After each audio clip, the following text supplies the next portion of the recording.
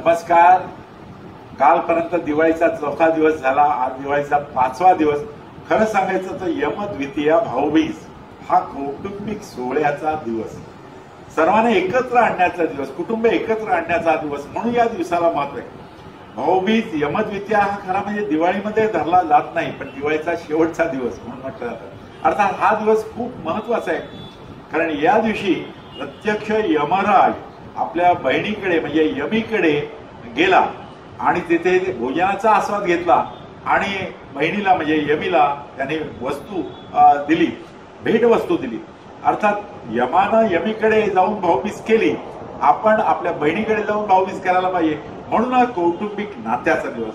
सासरी गेलेल्या बहिणीच्या घरी भाऊ माहेराहून जेव्हा जातो ना, तेव्हा त्या बहिणीला एवढा सुखद आनंद होतो ना, तो महत्वाचा असतो. पण बहिणीची लगबग सुरू होते. बहीण भाऊ येणार म्हणून सकाळपासून वाट बघत असते, ती भोजनाची तयारी करते आणि माहेराहून भाऊ आला की भोजन त्याला दिल्यानंतर तृप्त होतो आणि तो भेटवस्तू आपल्या बहिणीला देत असतो. बहीण भावाचं नातं दृढ करण्याचा हा दिवस भाऊबीजेचा यमद्वितीया हा दिवस खूप महत्वाचा आहे, हे नक्की. परदेशात भाऊ असेल तर अर्थात आधुनिक काळामध्ये कम्प्युटरवरती नेटवरून मेल केला जातो शुभेच्छांचा, अर्थात SMS करून आपण ही गोष्ट करू शकतो.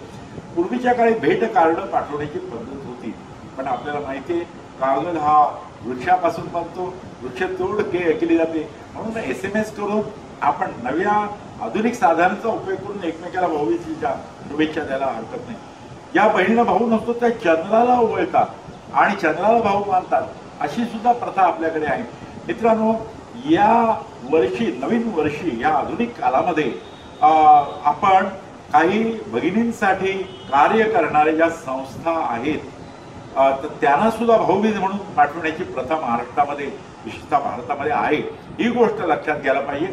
आपली सख्खी बहीण तर आहे, पण मावस बहीण, आते बहीण, नातं एकत्र आणण्याचा, कुटुंब एकत्र करण्याचा दिवस हा भाऊबीजेचा यमद्वितीयेचा दिवस हा महत्वाचा आहे. अर्थात दिवाळीचा हा शेवटचा दिवस असला तरी तो आनंदाचा आहे. रक्षाबंधनाचा सण असाच आहे की भाऊ बहिणीचं नातं एकत्र समृद्ध करणारा रक्षाबंधनाचा जसा दिवस आहे त्यापेक्षा हा दिवस वेगळा आहे. रक्षाबंधनाला आपल्याला माहिती असेल, बहीण भावाच्या घरी जाते आणि त्याला रक्षाबंधन करते, पण इथे भाऊ बहिणीच्या घरी जातो. हे नातं दृढ करण्यासाठी, आनंददायी करण्यासाठी, सुखसमृद्धीचं निर्माण करण्यासाठी हा सण आपल्या शास्त्रामध्ये. आपल्याकडे सगळे सण उत्सव हे कसे आधारले, ते शेतीवरती आधारले. आपल्याला माहिती असेल गणपतीच्या दिवसामध्ये शेतात धान्य तयार होत असतं, म्हणून मातीची पूजा केली जाते, मातीच्या मूर्तीची पूजा केली जाते, पृथ्वीविषयक कृतज्ञता व्यक्त केली जाते. त्यानंतर आपल्याला ज्यांनी जन्म दिला, शिक्षण दिलं, ज्यांनी आपल्याला समृद्धी ठेवली, पैसा अडका ठेवला, जमीन ठेवली, त्या पितरांचे ऋण मानण्यासाठी आपण पितृपंधरवडा साजरा करतो. आणि त्यानंतर येतो तो नवरात्रीचा उत्सव, नवनिर्मितीची पूजा. कारण शेतात तयार झालेलं धान्य घरामध्ये येत असतं, साहजिक निर्मिती शक्तीची पूजा. म्हणूनही अश्विन शुक्ल प्रतिपदेपासून नवमी दशमी पर्यंत आपण करीत असतो. आणि त्यानंतर येते हा दिवाळीचा उत्सव. घरामध्ये समृद्धी आली असते, धान्य आलेलं असतं आणि आनंद स्वहा माणसाचा असतो.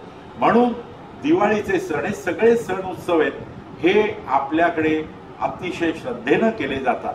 अर्थात सण उत्सव साजरे करण्याचे 2 फायदे. पहिला फायदा म्हणजे शरीराचं आरोग्य आणि दुसरा फायदा म्हणजे मनाचं आरोग्य. आपल्याला माहिती आहे की ऋतूप्रमाणे आहार घेतला तर शरीराचं आरोग्य चांगलं राहतं. म्हणून ठराविक सण ठराविक ऋतूत यावा यासाठी आपल्याकडे चांद्र आणि सौर पद्धतीचा मेळ घातलेला आहे. अधिक महिना येतो तो त्यासाठी.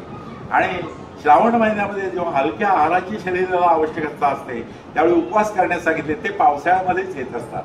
आणि थंडीमध्ये दिवाळी येते, कारण थंडीमध्ये भूक जास्त लागते, तेल तुपाची खरी आवश्यकता थंडीमध्ये असते, शरीराचं आरोग्य चांगलं राहतं. म्हणून थंडीमध्ये दिवाळीसारखा सण येत असतो आणि एकत्र आल्यानं आनंद मिळतो. उत्सवाच्या निमित्तानं आपण सर्वजण एकत्र येत असतो, तो मनाचा आनंद मिळतो. आपण चिंता दुःख सगळं विसरतो आणि आनंद घेत असतो, त्याच्यामध्ये आपण जगत असतो. मित्रांनो, म्हणून हे सण उत्सव हे आपण साजरे करतो.